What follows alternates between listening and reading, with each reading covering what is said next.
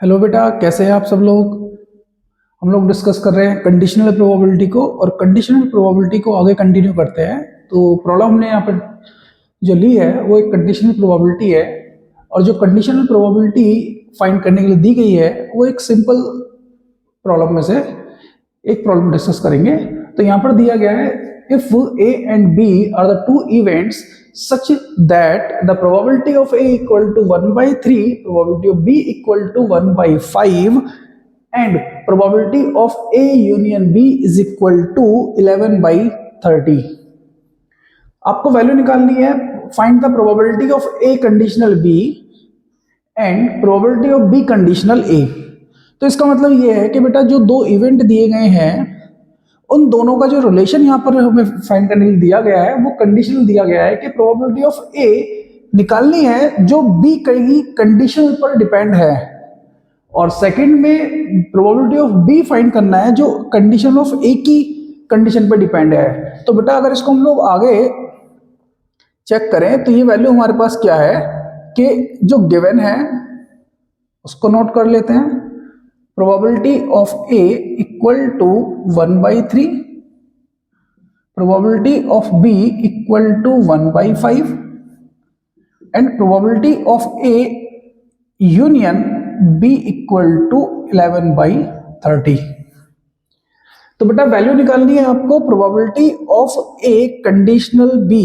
तो इसकी आइडेंटिटी होती है probability of A intersection B divide by probability of B। तो बेटा यहां पर जो दिया गया है प्रोबेबिलिटी ऑफ A है, probability of B, probability of A union B। तो इसका इंटरसेक्शन जो निकलेगा, इसका इंटरसेक्शन निकलेगा, तो बेटा अगर मैं इसको वेन डायग्राम से यहां पर चेक करते हैं, वेन डायग्राम की हेल्प से, तो यहां पर इवेंट A है, ये इवेंट B है। आपको इन दोनों इवेंट्स का यूनियन दिया हुआ है A union B, A union B 11/30। तो यहां पर मेरे को चाहिए A intersection B। A intersection B का मतलब ये है कि बेटा इस A के इंटरसेक्शन की वैल्यू मेरे को नहीं पता है इस केस में। तो इसको कैसे फाइंड करेंगे बेटा, यहां पर सेट थ्योरी में जो 11th क्लास का चैप्टर है सेट्स, तो यहां पर sets n of A union B, number of elements of A union B equal to n of A plus n of B minus n of A intersection B। तो ये identity हमने check करी थी class 11th के sets chapter में। जो Venn diagram check करते हैं तो number of elements of A union B is equal to number of elements of A plus number of elements of B minus number of elements of A intersection B।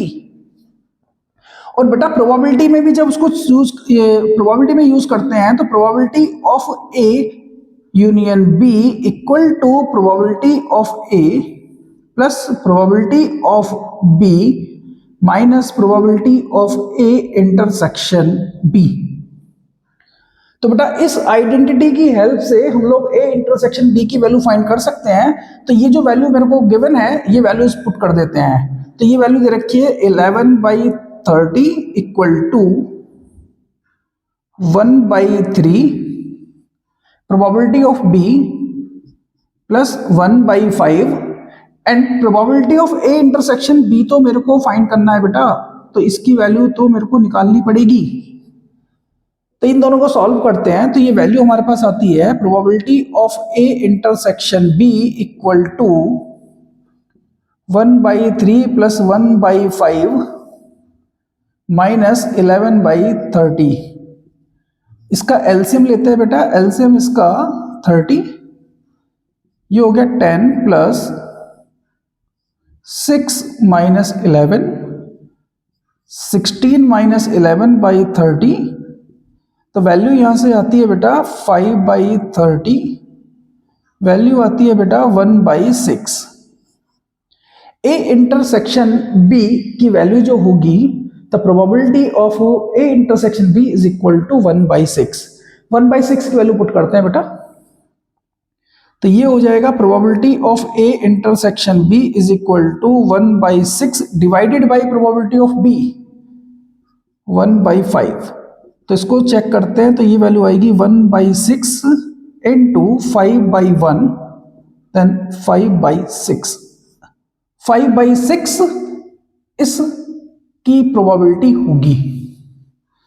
Second जो दिया गया है probability of B conditional ए दिया गया है, तो similar जैसे हमने यहां पर इसको सॉल्व किया है probability of A conditional B के लिए, सिमिलरली यहां पर probability of B conditional A के लिए सॉल्व करेंगे। ये आपके लिए बेटा। Thank you.